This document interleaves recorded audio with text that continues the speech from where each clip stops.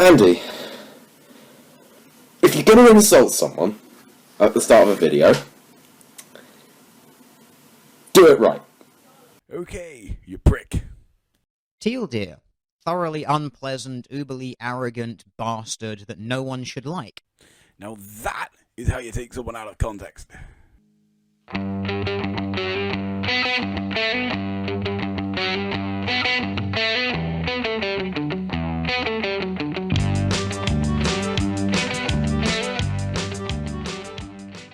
Hi everybody, so Teal Deer did me a response, and apparently I don't understand Teal Deer because he's such a deep and emotionally complex individual. He has confirmed that he doesn't understand the things I said he doesn't understand to an even greater depth of understanding than I said, plus has added a few more things to the pile of things he doesn't understand. Let's go.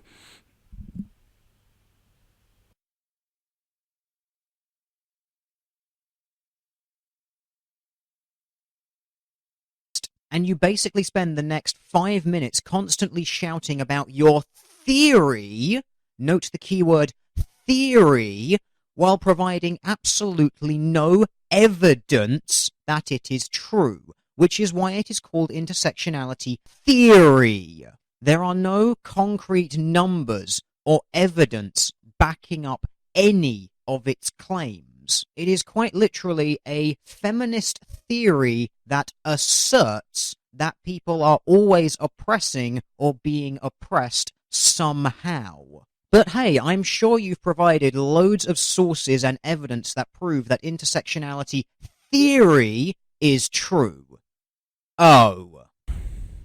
So there we have Teal Deer demonstrating that he doesn't know what the word theory means when it's used in an academic context.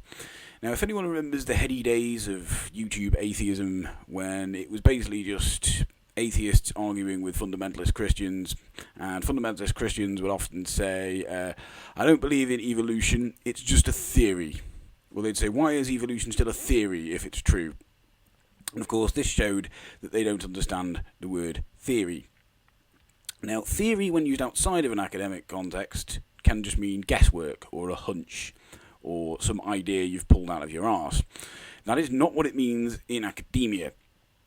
Now, if a creationist was to say to me, evolution is just a theory, what I would do is explain to them that evolution and the theory of evolution are not the same thing. Evolution is a process which has been observed to happen in nature. The theory of evolution is a comprehensive explanation of that process. That is what theory means in academia. It means a comprehensive explanation. So the theory of evolution and evolution are not the same thing. The theory of evolution is what we use to describe evolution. If that confuses you a bit, and fair enough it might, are you a musician? Or even if you're not, have you ever heard the term music theory? I expect you probably have. Most people have probably heard it. Now, if someone were to say, I don't think music is real because it's just a theory, you'd think that was a pretty absurd thing to say, wouldn't you? And you'd be correct.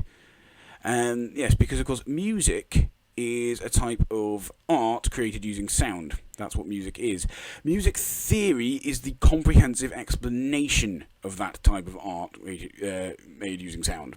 That's what it is. So we explain music using music theory. That's what it is. Music theory is not something that needs to be proven.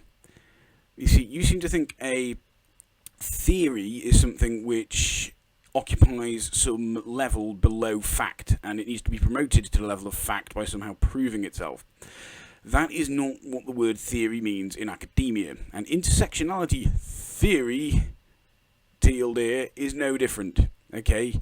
Intersectionality, as in the way in which people experience the world based upon various different attributes they have, various qualities they have, some which may privilege them and some which may disadvantage them. Okay, that is not the same as intersectionality theory. Intersectionality theory is what explains that. Okay, which is actually what I've just done. I've just explained intersectionality using intersectionality theory. Okay, it's not called intersectionality theory because it hasn't been proven, because you don't prove academic theories like that. That's not how it works. Theory is not something that occupies a tier below fact. Theory does not mean unproven. The term for that in science, including the social sciences, is a hypothesis. A hypothesis, right? You don't know the difference. Okay?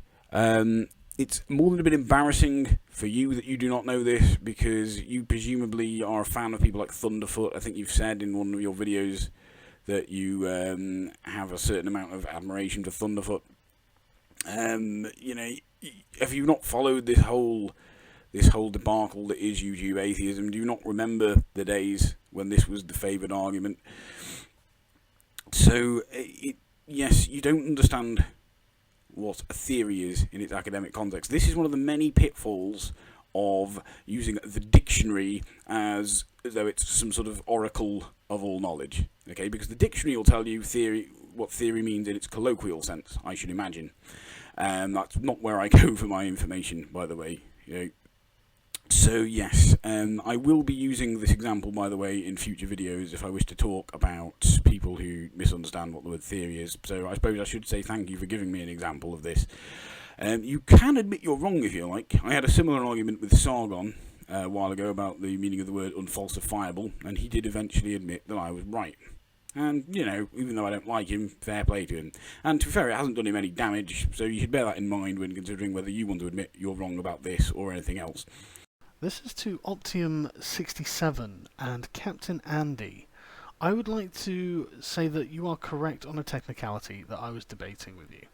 I agree with your description of an untestable hypothesis being something you can not create an experiment for, instead of my position, which was an untestable hypothesis will always come back false. I hadn't thought through my position correctly, and I was, frankly, quite emotional about it, and that was my fault.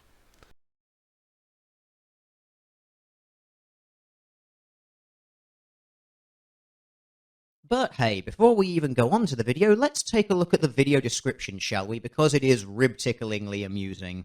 Trigger warning. This video features Teal Deer, a rape apologist, transphobe, homophobe, racist, misogynist, and all-round obnoxious twerp. I think we should maybe actually address some of these before we go anywhere, because those are some very serious allegations, some of which are actually illegal and punishable by jail time. So if you genuinely believe that I am responsible for any of these criminal activities, you should indeed feel free to get the police involved. No, being a bigot is not a crime. It certainly isn't punishable by jail time. There are certain crimes which may be motivated by bigotry, but bigotry itself is not a crime. You are stupid for thinking otherwise, and so is anyone who agrees with you. But anyway, moving on. Rape apologist. I'm not sure you actually know what the word apologist means. But I have repeatedly made it clear on my channel that under no circumstances is rape ever acceptable. Well, your claim in the video to which I originally responded was that if someone goes to your hotel room, that counts as consent, even if they change their mind. That was your claim, and you seem to try and defend that by gibbering on about context and going on about all the different contexts in which you might go to someone's hotel room. That is irrelevant, Teal Deer, because it doesn't matter what context you're in. There is no context in which it is okay to have sex with someone who doesn't want to. There is no context at all. If someone goes to your hotel room, even if they've said, let's go to your hotel room and have sex, if when they get there they change their mind, that's up to them, okay? You can't have a no backsies policy when it comes to consensual sex, I'm afraid. You know, because there could be any number of reasons why someone might change their mind. They might suddenly feel ill. They might be overwhelmed by the reality of what they're about to do. But to be honest, we don't really need to go into the reasons, because people do not have to give reasons for why they don't want to have sex with you. You know, that is up to them. They don't need to explain themselves to you. They do not need to justify their unwillingness to have sex with you. Now, I keep hearing people say stuff like, how about how women deliberately lead men on out of malice? They deliberately, maliciously lead men on just so as to mess with their heads. Well, I think a lot of that is ignorance on the part of these men. I think a little paranoia. I think a lot of people don't realise that sometimes a person might give someone the wrong impression, not deliberately. But for the moment, let's talk about people who do. Let's say there are women who are deliberately, maliciously leading men on just because they want to mess with their heads, just because they want to wind them up. Well, that isn't very nice, is it? But do you know what's even more not nice? Being raped. Now, these people seem to think it's okay to punish. It's suitable punishment for someone for winding someone up and leading them on is rape. That's basically what they're saying. Yeah, obviously I don't agree with that. What I would personally do if someone was messing me around and leading me on just for their own personal amusement, with no intention of carrying on, I would simply stop wasting my time with that person and go and spend time with other people. That's what I would do. That is the suitable reaction. If any punishment must be put into place, it is the punishment of not being able to spend time with me anymore. That's pretty much it. I don't know why you think gibbering on about context is going to change the fact that you've basically said rape is okay. Transphobe. Another hilarious and baseless accusation. Because if I were truly transphobic and spreading transphobic messages, I would have no trans folk following me, subscribe to me, and interacting with me on my content. I also would never frequent any burlesque clubs that I do. As someone who does quite enjoy burlesque and alternative entertainment, I can tell you that because of the hypersexualized environment there, those sorts of clubs attract a rather large part of the trans community, and that I talk to and interact with those people as I would any other person. Lucky them. Now, obviously, I am not going to go into the personal details of my life and my interactions with those people, because frankly, that is none of your business. However, I can quite safely assure you that I am anything but transphobic. Moving on to the next accusation, homophobe. Yeah, once again, I really don't think you actually know anything about my sexual orientation or preferences, and are just throwing around baseless or downright incorrect accusations in an attempt to defame my character and get people who are watching your video to dislike me before they have even heard the content of what I have to say. Okay, here is why I think you are homophobic and transphobic. Kind of related to that, I need feminism because I'm not very good at being a traditional man. I went to an all-guys high school, yeah, and I spent most of my time in high school trying to be a better dude. You must have had a lot of time to think on that subject when you were crammed into those lockers. I say try because I failed often, and sometimes I would slip and do something traditionally feminine, like sit with my legs crossed, or say something with a higher intonation in my voice. Or show up wearing some nice frilly lacy panties on a day when you had gym class. So yeah, I think it's pretty obvious why I think you're homophobic and transphobic. I don't know how anyone would get any other message from that particular clip. You are clearly mocking this young man who is a heterosexual person, but who does not fit society's expected norms of what a heterosexual person should be. And you do mock him by implying that he might dress in a way that is typically feminine. So yes, I concluded you're homophobic and transphobic from that clip. But hey, I mean, I'm sure there's some deep, pedantic, amazing meaning that I'm completely missing that only super intellectuals such as the angry 14-year-olds and sex offenders who subscribe to your channel can understand, and it's clearly just gone over my head.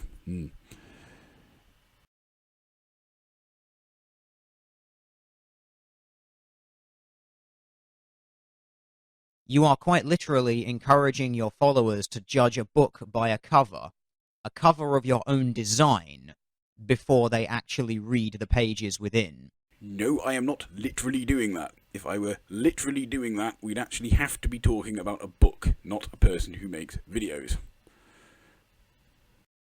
Racist. Another word that I don't think you actually know the meaning of. While I do believe that there are differences between the races, as is pretty much self-evident in the fact that we have different races. I do not believe that any of these differences makes any type of people inherently superior or inherently inferior to any other. However, I have this sneaking suspicion that you are using the social justice definition of racism, which is something to do with prejudice and power. And if that is the case, then you are making the assumption that I am white, to which I have only one response.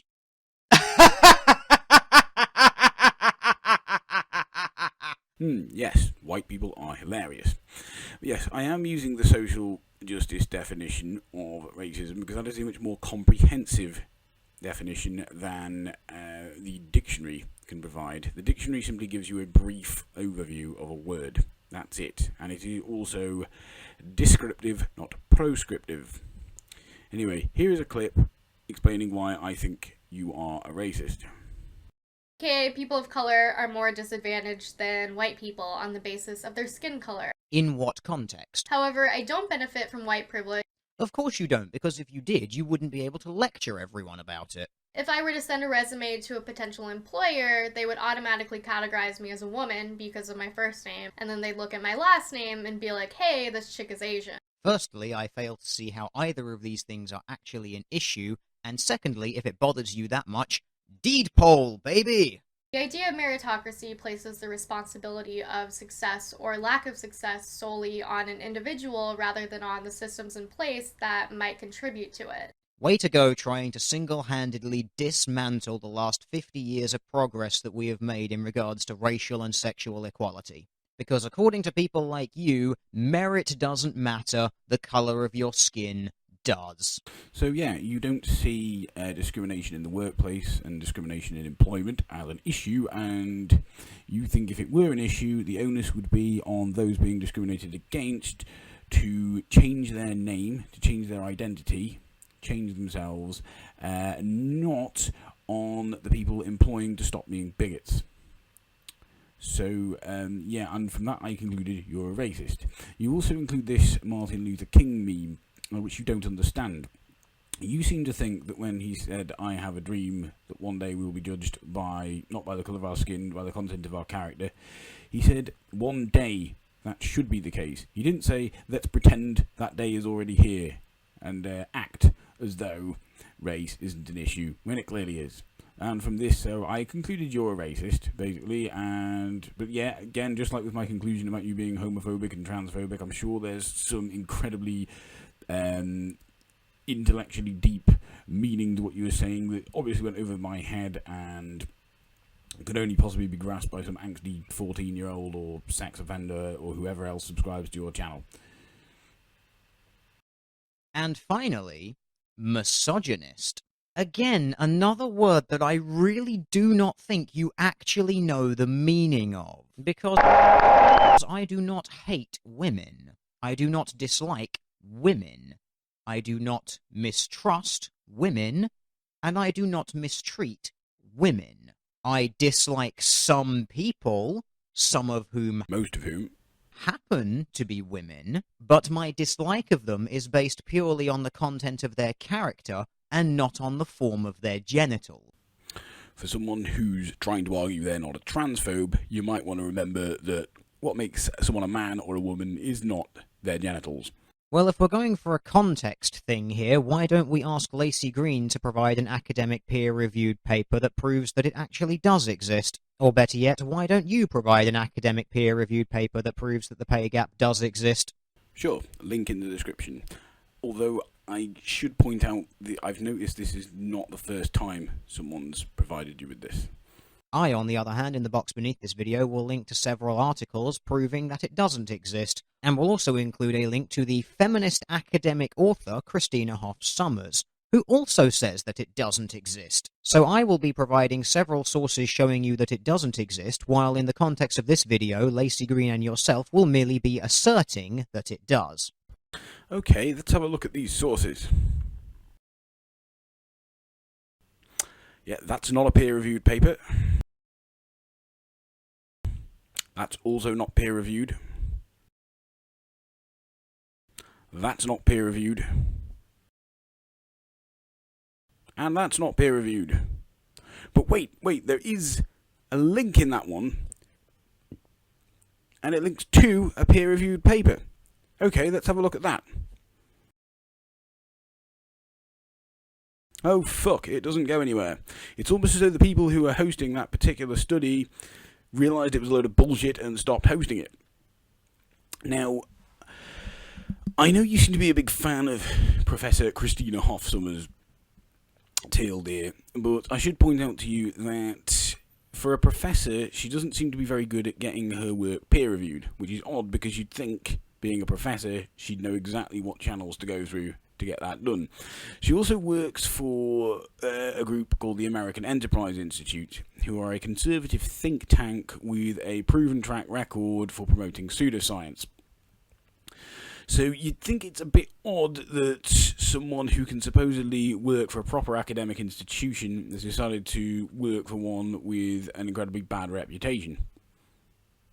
Well, I'd think that. I don't think you would, because I don't think you've really thought this through.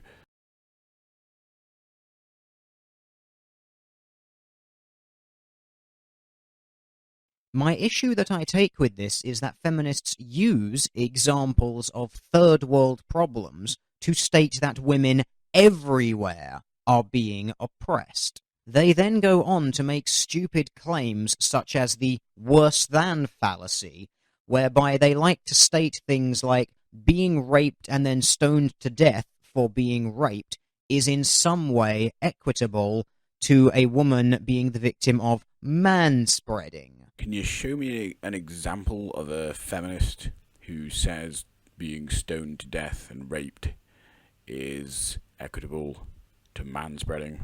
It is the use of other people's suffering to push their own agenda that I find objectionable. Well, if you're using third world women as an argument against feminism, then that's kind of what you're doing.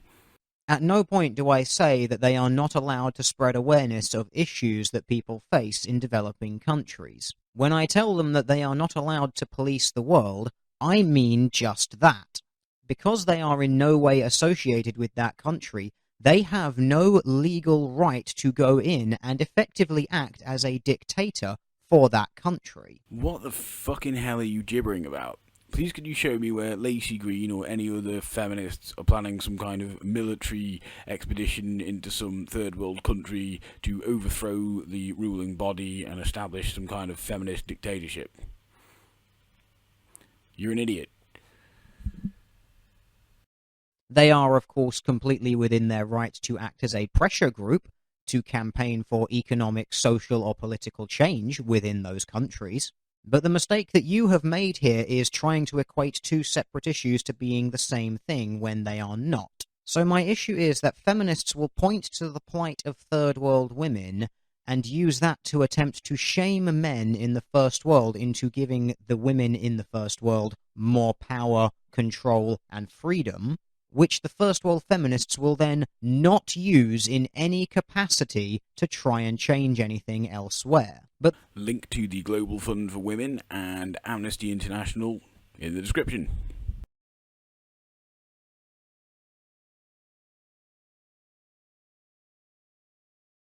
this response was made to Lacey Green asserting that pregnancy and giving birth is somehow some sort of female strength. First of all, pregnancy and childbirth are a personal choice, which has no bearing whatsoever on whether or not it takes strength.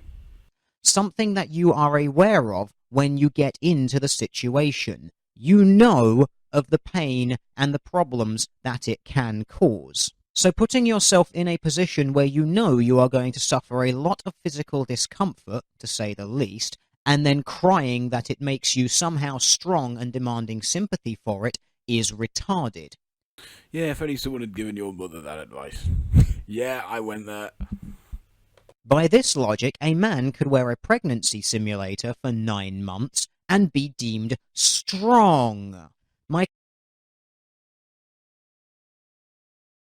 comment about morphine as one example of drugs that can be administered during pregnancy and childbirth is pointing out that to call it some sort of strength when there are dozens of medical aids designed to make the procedure as easy as possible is somewhat ridiculous. Again, saying that it makes a woman strong to give birth, a process that she actually doesn't even need to be conscious for anymore, is ridiculous.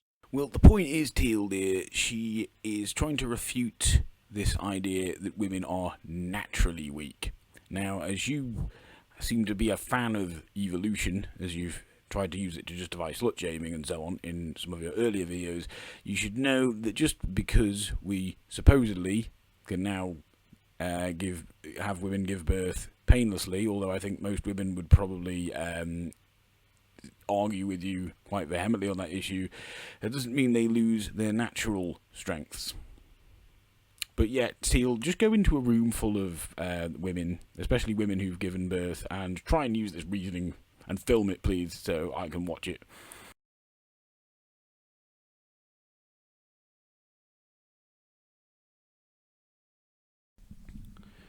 Now, to deal with the no true Scotsman fallacy, which I should point out I never actually used.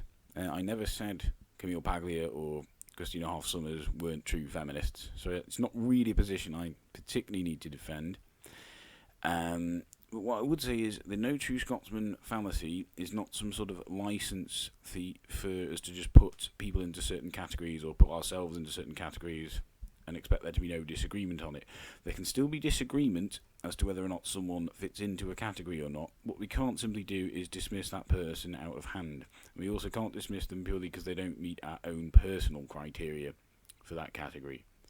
By the way, if you want an example of doublethink, you need look no further than the enthusiastic anti-feminist support for a supposed feminist, Christina Hoff Sommers. So that's pretty much it for this video. I don't really want to go over the things I went over in the last video again and again and again. There are certain things that I don't think, no matter how many times I explain to Teal Deer or any of the degenerates who subscribe to his channel, I don't think it matters how many times you explain some of these things, I don't think they're going to get them. But I thought, some of these things were worth going over. Regarding the pay gap, that is an interesting topic, but probably a topic for another video. I noticed Xenostrad 1 has uploaded a video on it, and there are a few other interesting videos as well. But yeah, I will put the relevant links in the description. So yeah, let me know what you think, everyone. Goodbye.